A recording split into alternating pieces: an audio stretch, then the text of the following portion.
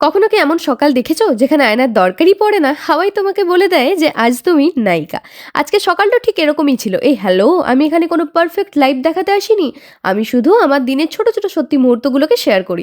যদি সিম্পল জিনিসে আনন্দ খুঁজে পেতে ভালো লাগে তাহলে অবভিয়াসলি এই ভ্লগটা তোমার জন্য। সকালে উঠেই দেখি চারিদিক জুড়ে বেশ হাওয়া, ছাদে পা দিতেই হাওয়া এমন ভাবে বইছিল যেন আমাকে জানাতে এসেছে যে আজ চুল আঁচড়ানোর কোনো দরকার নেই। আচ্ছা তোমরাই বলো, এরকম সকাল পেলে দিনটা খারাপ হওয়ার সাহস পায়? নিচে নেমে প্রথমেই চোখে পড়লো এই ফুল গাছটার দিকে। বাপরে বাপ, কি ফুল ফুটে আছে! পাতার চেয়ে ফুলটাই বেশি রয়েছে মনে হয়। তারপর আবারও চোখ গেল এই রং বেরঙের সবজির দিকে। শীতকাল মানেই যাই বলো, নানান রকম সবজির ছড়াছড়ি। এগুলো দেখে মনটা কিরকম বলে উঠলো, আজকে কিছু হেলদি টেলদি চলবে না, আজকে কিছু আনহেলদি খাওয়া যায়। আর আনহেলদি বলতেই আমার মাথায় প্রথম যে নামটা আসে সেটা হলো নানান রকম জিনিস দিয়ে মুড়ি। জীবনটা যদি সবসময় ব্যালেন্স করতে যাও না, তাহলে এই ছোট ছোট আনন্দগুলো হারিয়ে ফেলবে।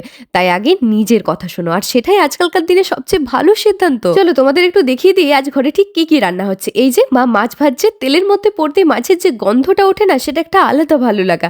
আর একটা স্পেশাল রান্না হচ্ছে মাছের মাথা দিয়ে বাঁধাকপি। সাধারণ একটা রান্না হলেও এর স্বাদটা কিন্তু একেবারে অন্যরকম। সত্যি বলতে রান্নার গন্ধে আর ধৈর্য ধরে থাকতে পারিনি, তাই ভাবলাম বেশি দেরি করে লাভ নেই, চলো তাড়াতাড়ি স্নান করে নি। এরকম গরম গরম খাবার সামনে থাকলে কার অপেক্ষা করতে ভালো লাগে বলো তো? এই যে আমি রেডি, চলো ফটাফট বলে দিই ঠিক কি কি ছিল আজকের মেনুতে। লেবু, শাক, মাছের মাথা দিয়ে বাঁধাকপি আর মাছের ঝোল।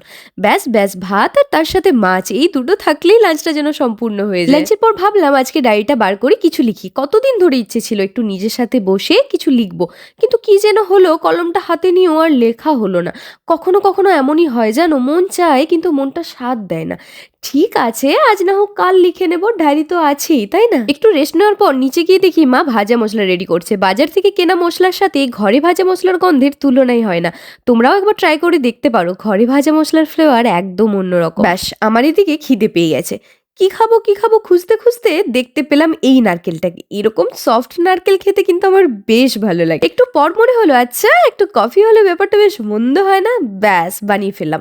আজকে মনে হয় আমাকে খাই খাই ভূতে ধরেছে। যাই হোক, আমি খাই কফি আর তোমরা করো আমাকে ফলো। দিনটা যেমনই হোক আমি কিন্তু মোমেন্ট ধরে রাখার চেষ্টা করি, কারণ লাইফ পারফেক্ট হতে পারে না, বাট ভাই পারফেক্ট হয় জরুরি। See you on the next one, by.